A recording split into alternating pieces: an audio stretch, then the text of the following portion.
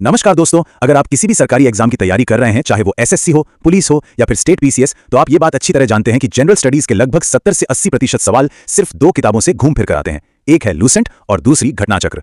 लेकिन असल समस्या तब आती है जब हम इन्हें खुद पढ़ने बैठते हैं। इतने सारे फैक्ट्स हैं कि कुछ याद ही नहीं होता, और सच कहूं तो बोरियत भी होने लगती है ना।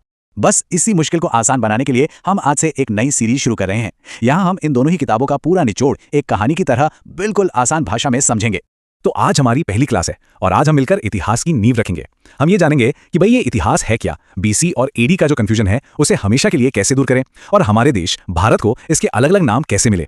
तो चलिए बिना किसी देरी के शुरू करते हैं। तो सबसे पहला और बेसिक सवाल, ये हिस्ट्री शब्द ये आया कहां से? दोस्तों, हिस्ट्री शब्द असल में एक ग्रीक यानी कि यूनानी भाषा के शब्द हिस्टोरिया से निकला है, और हिस्टोरिया का मतलब होता है छानबीन करना या जांच पड़ताल करके जानना। मतलब पुरानी घटनाओं की खोजबीन करना ही इतिहास है।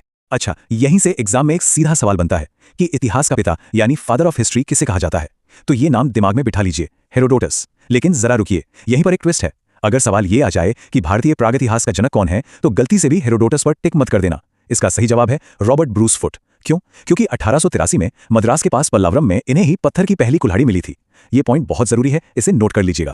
चलिए अब उस टॉपिक पर आते हैं जिसमें 90% से ज्यादा स्टूडेंट्स हमेशा कंफ्यूज रहते हैं, ये तारीखें। कि सर ये बीसी क्या है, एडी क्या है, और ये समय उल्टा कैसे चलने लगता है। आइए आज इस कंफ्यूजन को जड़ से खत्म करते हैं। देखिए, इसे रटना बिल्कुल नहीं है, बस एक सेकंड में समझना है। मान लीजिए कि इतिहास एक सीधी लाइन है। इस लाइन के बिल्कुल बीच में हम एक पॉइंट मान लेते हैं, जीरो। ये जीरो और कुछ नहीं बल्कि ईसा मसीह का जन्म है। अब इस जीरो से पहले का जितना भी समय है वो कहलाता है बीसी यानी बिफोर क्राइस्ट, जिसे हम हिंदी में ईसा पूर्व कहते हैं।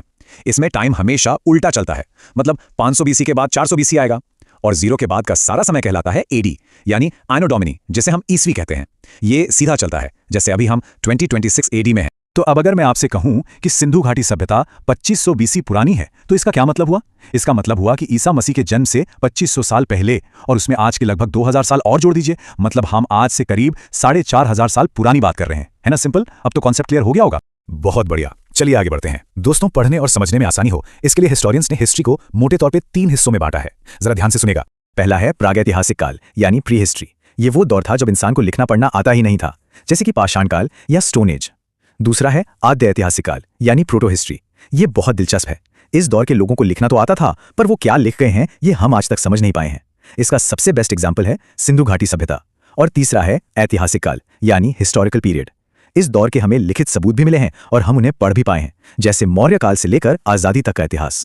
चलिए अब आते हैं आज के आखिरी और सबसे मजेदार टॉपिक पर, हमारे देश का नाम। भारत, इंडिया, हिंदुस्तान, आखिर इतने सारे नाम पढ़े कैसे?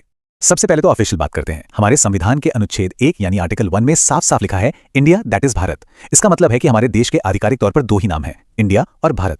तो इंडिया नाम हमें यूनानियों ने दिया, वो सिंधु नदी को इंडस कहते थे, तो इंडस नदी के पार वाले देश को उन्होंने इंडिया कहना शुरू कर दिया। भारत नाम के पीछे कहानी है कि ऋग्वेद के समय एक बहुत शक्तिशाली भरत कबीला हुआ करता था, उन्हीं के नाम पर देश का नाम भारत पड़ा, और हिंदुस्तान नाम हमें फारसियों ने दिया। और हाँ, एक बात और याद रखिएगा, पुराने ग्रंथों में भारत को जम्बू द्वीप का एक हिस्सा माना जाता था। तो दोस्तों, ये था इतिहास का एक बेसिक परिचय। आज हमने वो नींव रख दी है जिसपे आगे की पूरी इमारत खड़ी होगी। ये बेसिक्स क्लियर होना बहुत जरूरी था।